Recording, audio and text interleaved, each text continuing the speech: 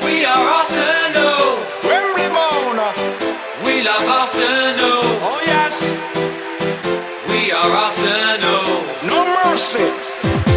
We're Arsenal forever. We are Arsenal. Road to Wembley. We love Arsenal. Oh yes. We are Arsenal. Can't stop us. We're Arsenal forever. ሰላም እንደምናላችሁልን ክብራን የመድፈኞቹ ቤተሰቦች አርሰናል ትናንትና ምሽት 4 ሰዓት ላይ በቫሊ ፓርክ ከፖርት ቫሊ ጋር የካራባኦ ካፕ የአራተኛ ዙር ጨዋታውን ማከናወን ችሏል። ስለ ጨዋታው ሀሳቦችን ልንለዋወጥ ከናንተ ጋር ተገናኝተናል። ስለምታደምጡንና ቆይታችሁን ከኛ ጋር ስለምታደርጉ ከልብ እናመሰግናለን። ስለ ጨዋታው ብዙ ሀሳቦችን እናነሳለን። ዲቴልስ በጨዋታው ውስጥ የነበሩ እንቅስቃሴዎችን እናነሳለን። ስለ አርሰናል ቦል ኮንትሮሊንግ ዲዛይን ተደርጎ የሚከናወን እንደሆነም እናነሳለን። በሊቨርፑልና እንዲሁም በሲቲ ጨዋታ ላይ ብዙ ተመልካቾች የሚካኤል አርቴታን ቲም ሴሌክሽን ወይም ደግሞ የተጫዋች ምርጫ ሲወቅሱ ተመልክተናል። እንደዚህ ታጫወቱ ግን ቲም ሴሌክሽኑ ብቻ ሳይሆን ሚካኤል አርቴታ ዲዛይን ያደረገ ቦል ኮንትሮሊንግ እንዳለው በዚህ ውድድር ዓመት የተመለከትንበት ይመስለኛል። ኬፓ አሪዛባላጋ የመጀመሪያ የፉክክር የአርሰናል ጨዋታውን በክሊንሺት ተወጧል። ስለዛም እናነሳለን። ብዙ ጉዳዮችን እናነሳለን። የኤብሪች ጊዜ የአርሰናል ማሊያ ውስጥ የመጀመሪያ ጎልም መቆጠር ችሏል። ውብ ጎል ነው። እንዲሁም ደግሞ ዊሊያም ሳሊባም ግሩም አሲስት ማድረግ ችሏል። ማክስ ዶማን በጨዋታው ውስጥ ኢምፓክቱን በድጋሚ ማሳየት ችሏል። ስለነዚህ ጉዳዮች ሀሳብና አስተያየትን እየተቀያየርን እንቆያለን ማለት ነው። የሚካኤል አርቴታን እንዲሁም ደግሞ የፖርት ቫሉን አሰልጣኝ ዳሪዮ ሞሪኒም አስተያየት ይዤላችሁ መጥቻለሁ።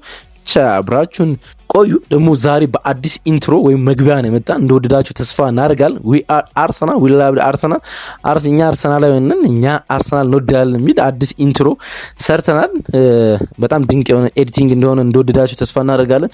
ኢንትሮ ከዚህ በኋላ ይቀጥላል የሚቀጥሉት ለዚህ ውድድር ዓመት በሙሉ ማለት ነው። ስለ ኢንትሮም ሀሳብ አስተያየታችሁን ስጡን። ከመሸጋገሪያ ሙዚቃ በኋላ እንመለሳለን። እንዳልኳችሁ ስለ ኢንትሮ ሀሳብ አስተያየት ስጡን። ላይክ አድርጉትና ቪዲዮን ጀምሩ። እንዲሁም ደግሞ ኮሜንት መስጫው ባሩ ስለ ጨዋታው የነበራችሁን እና ያያችሁትን መልከታ አድርሱን። ሰብስክራይብ ያላደረጋችሁ አድማጮቻችን አላችሁ ስቲል እሱንም ሰብስክራይብ ማድረግ አይረሳ። በድጋሚ ከመሸጋገሪያ ሙዚቃ በኋላ እንመለሳለን። ፖርት ቫሊ ከአርሰናል ምን አይነት ጨዋታ ነበር?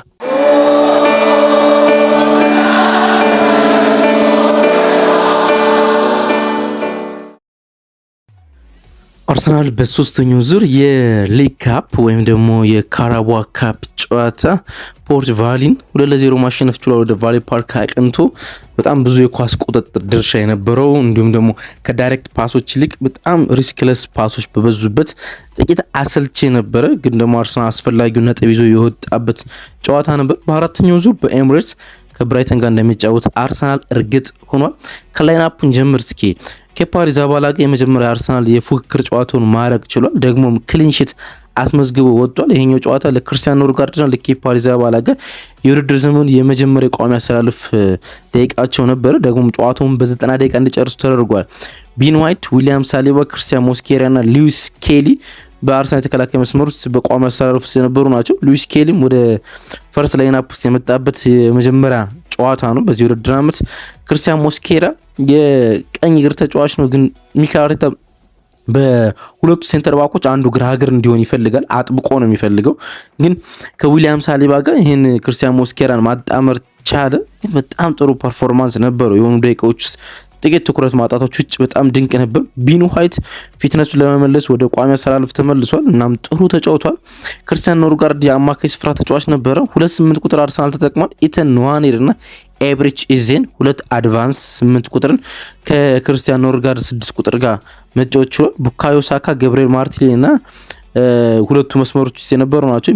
ሚካኤል ሜሪኖ ሌላኛው የአርሰናል የፊት መስመር ተጫዋች ነው። ሚካኤል ሜሪኖ በተመለከተ ወደ ጨዋታው ዲቴልስ ከመግባታችን በፊት ሀሳብ እንደው ለማንሳት በ9 ቁጥር ቦታ ላይ ሲጫወት 8 ቁጥር ቦታ ላይ ከሚጫወተው በጣም የተሻለ ተጫዋች እንደሆነ በተደጋጋሚ የተመለከትኩ ነው።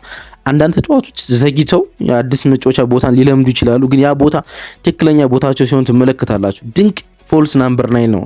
ኢዚ ማለቴ ከሃቨርትዝ የሚመስል በጣም ብዙ ነገር ነው ያለው። ፓሶቹ ድንቅ ናቸው።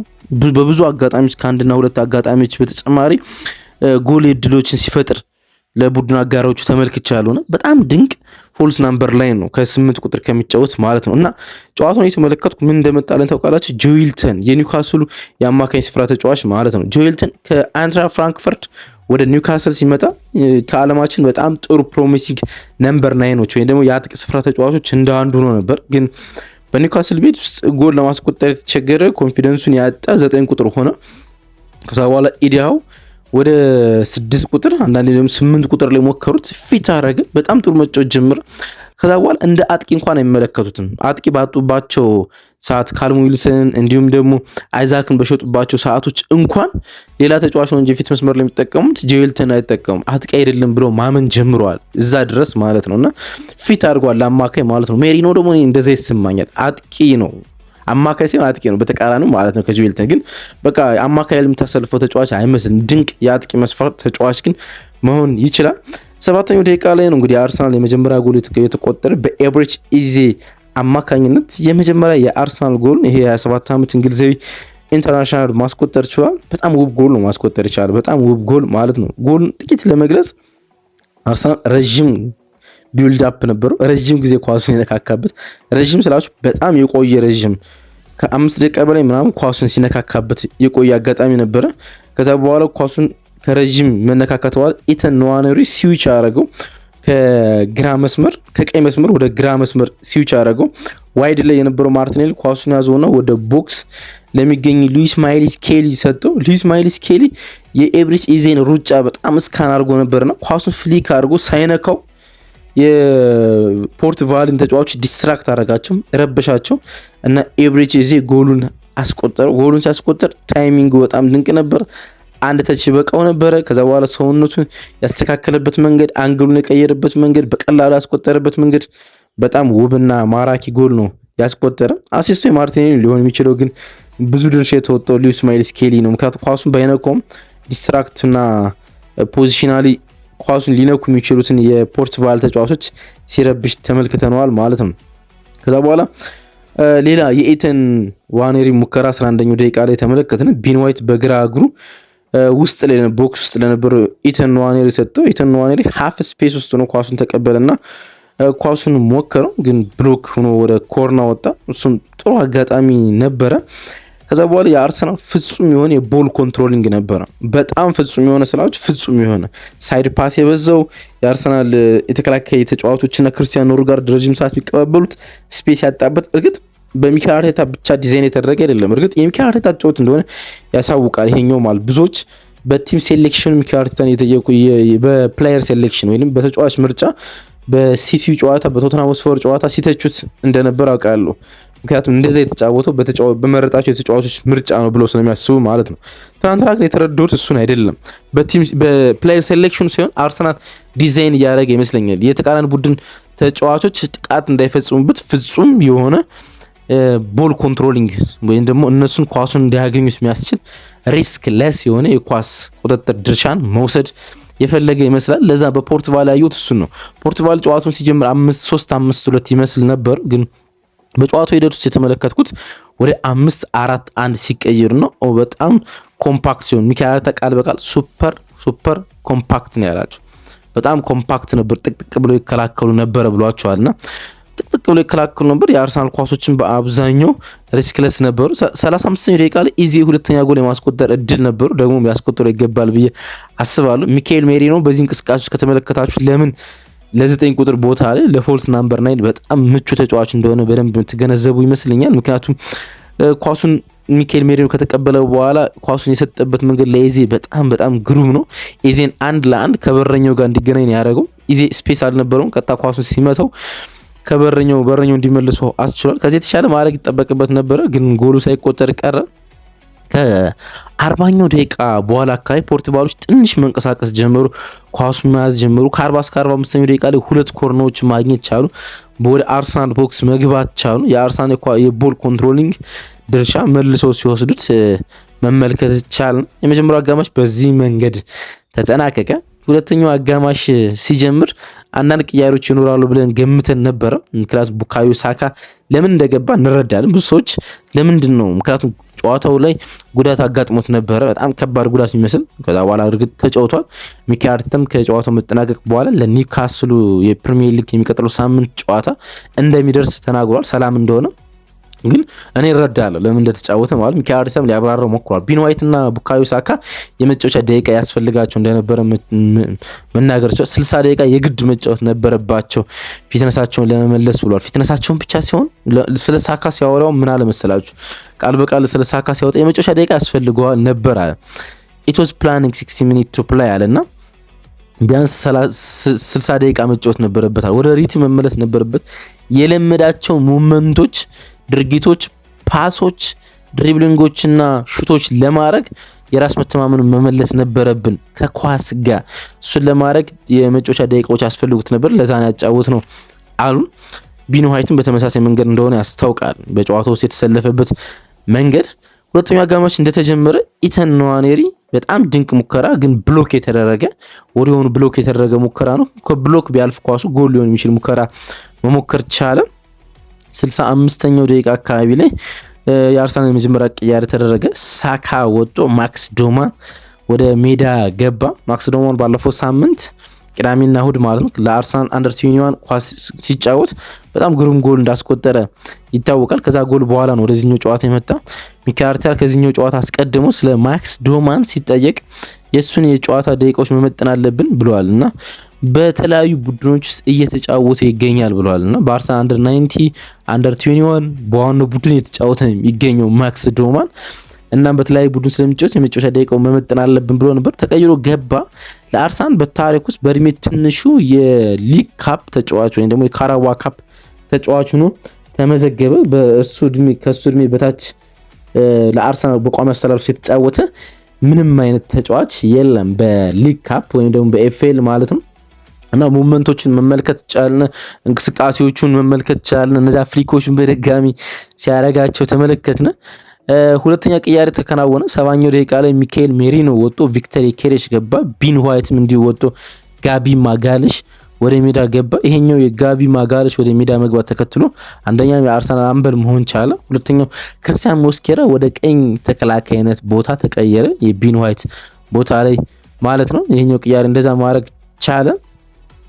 ከዛ በኋላ 70ኛው ደቂቃ አካባቢ ቅያሬው እንደተከናወነ ጥቂት ዲስትራክቶች ነበሩት በአርሰናል ተከላካዮች ማለት ጎል እንኳን የሚቆጠርባቸው ይመስል ነበር። አንደኛው ክርስቲያን ሞስኬራ ነው ጥፋት የፈጸመ። በቢልድ አፕ ጊዜ ኳሱን የፓስ ስህተት ፈጸመ። ወደ ሴንተራል ከመስመር ወደ ሴንተር ኳሱን ሊያቃብል ሲሞክር ወደ ጋቢ ማጋለሽ ኳሱን ተነጠቀ እና የአርሰናል ተከላካዮች ዲስኦርጋናይዝ በነበሩበት ሰዓት ነበረ፣ ግን ኳሱን መቆጣጠር ቻሉ። ሁለተኛው ደግሞ ኬፓ በቢልድ አፕ ጊዜ ሌላ ተጨማሪ የፓስ ስህተት ፈጸመና ወደ ከ70 እስከ 75ኛው ደቂቃ አካባቢ ላይ በጣም ዲስትራክት ነበረ ለአርሰናል ተጫዋቾች።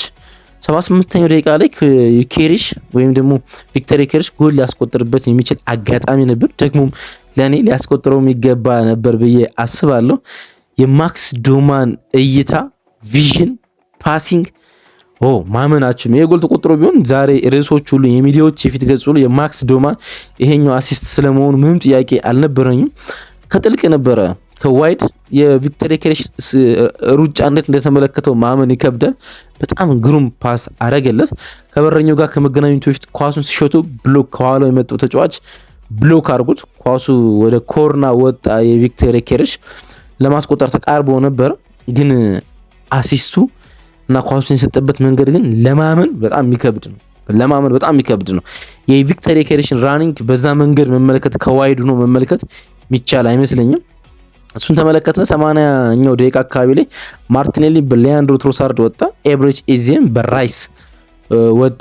እናም 86ኛው ደቂቃ ላይ ሱፐር ሰብ የሆነው ሊያንድሮ ትሮሳርድ ለምን ሚካኤል አርቴታ ወደ ቋሚ አስተላለፍ እንዳያመጣው አይገባኝም። በቃ ኢትስ ፊኒሸር እና ጨዋታ መጨረስ ያለበት ተጫዋች ነው ሊያንድሮ ትሮሳርድ ማለት ነው። ሳሊባ ነው ኳሱን ያቃበሉ። ሳሊባ ከተፈጥሮ ቦታው ላይ ነው ኳሱን ያቃበሉ። ጀስት ላይክ ቨርጂል ቫን ዳይክ ፓስ ልትሉ ትችላላችሁ። ቫን ዳይክ በሊቨርፑል የሚያደርገው ለሳላ የሚያደርገውን ኳስ ነው ሳሊባ ለሊያንድሮ ትሮሳርድ የሰጠው። ከጥልቅ ነው፣ በጣም ከጥልቅ ከናቹራል ቦታው ሳሊባ ከተከላካይ ስፍራ ቦታ ላይ ሆኖ ጥሩ ሩጫ እያደረገ ለነበረው ሊያንድሮ ትሮሳርድ ኳሱን ሰጠው። የሊያንድሮ ትሮሳርድ ፈርስት ተች ሙሉ በሙሉ ፖዚሽናሊ አዛባው ተከላካዩን። ከዛ በኋላ አንድ ኳሱን ገፋው።